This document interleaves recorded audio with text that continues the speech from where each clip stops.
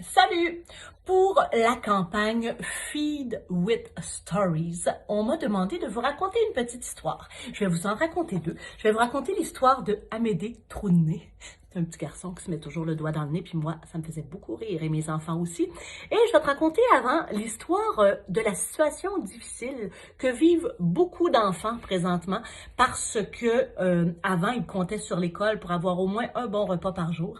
Et on pouvait les aider de cette façon-là, avec notamment le club des petits déjeuners. Mais malheureusement, maintenant qu'il n'y a plus d'école, il faut continuer à les aider. Alors, c'est pour ça que j'ai décidé de participer à la campagne Feed with Stories. Ça veut dire se nourrir d'histoires en te racontant une petite histoire comme ça, tout simplement, comme si on était tous les deux. Alors, mon histoire s'appelle Amédée Trou-de-Nez. C'est un petit garçon. C'est dur, là, parce qu'il faut que je tienne la caméra, puis il faut que je te raconte l'histoire. OK. Alors, c'est l'histoire de Amédée qui était pas capable d'arrêter de mettre les doigts dans son nez. C'est lui. Regarde. Ne mets pas les doigts dans ton nez, répète maman. Mais Amédée Trou-de-Nez ne peut pas s'en empêcher. C'est sa grande passion dans la vie. Tout le temps et partout, Amédée met les doigts dans son nez. Et quand il trouve une crotte de nez, il cherche un bon endroit où la coller. Mais c'est dégoûtant, lui répète sa maman. Mais Amédée Trou-de-Nez ne peut pas s'en empêcher.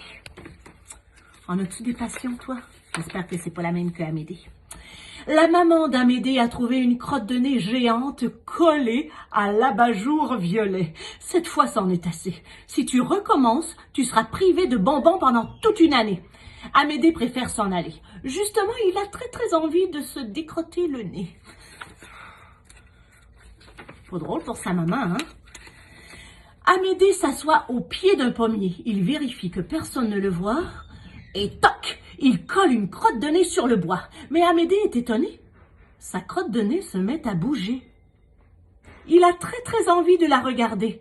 « Ouais, j'y crois pas! Quand Laurent va voir ça! » Et Amédée va chercher une boîte d'allumettes pour enfermer son incroyable crotte de nez dans la boîte. Il ne va pas se mettre à les collectionner en plus. Laurent est très intéressé. Lui aussi adore les crottes de nez. Mais quand Amédée ouvre sa boîte, « Au secours! Ma crotte de nez s'est échappée! Oh non! Maman va la trouver! » On suit les épopées d'une crotte de nez. Laurent et Amédée cherchent dans toute la maison. La crotte de nez s'est bien cachée. On vous parle de savoir, hein? Qu'est-ce qui s'est passé avec la crotte de nez? Arrive l'heure du déjeuner. Amédée n'a pas faim. Il ne pense qu'à sa crotte de nez disparue. Quand soudain, il la voit.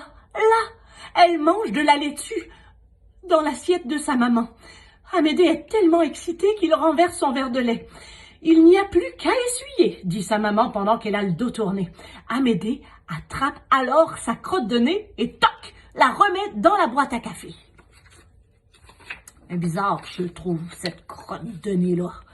Après le déjeuner, la maman d'Amédée a tout rangé. La boîte à café est tout en haut du placard. Amédée ne peut pas l'attraper. Quelle histoire! Amédée n'arrête pas d'y penser. Il y pense tellement qu'il oublie de mettre les doigts dans son nez. Plip-pling, on tourne. Quelques jours plus tard, sa maman reçoit des invités pour le café. Catastrophe, se dit Amédée, quand elle va trouver ma crotte de nez dans la boîte à café. Oh oh! Mais quand elle ouvre la boîte à café, à la place d'une horrible crotte de nez, elle trouve un magnifique papillon. Il volette dans la maison. Comme c'est beau, s'écrie la maman d'Amédée et ses invités.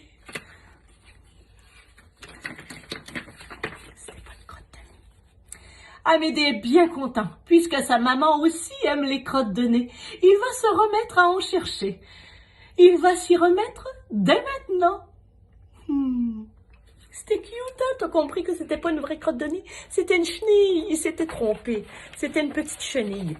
Alors, avec cette petite histoire-là complétée, j'ai participé à la campagne Se nourrir d'histoire. Et toi, ce qui te reste à faire, c'est de texter le 20222 Si tu veux envoyer un petit peu de sous pour aider tous les enfants du Canada à manger convenablement, ou encore tu peux aller sur le site du www.breakfastclubcanada.org.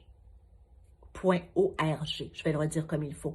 www.breakfastclubcanada.org. Voilà, on a fait notre part.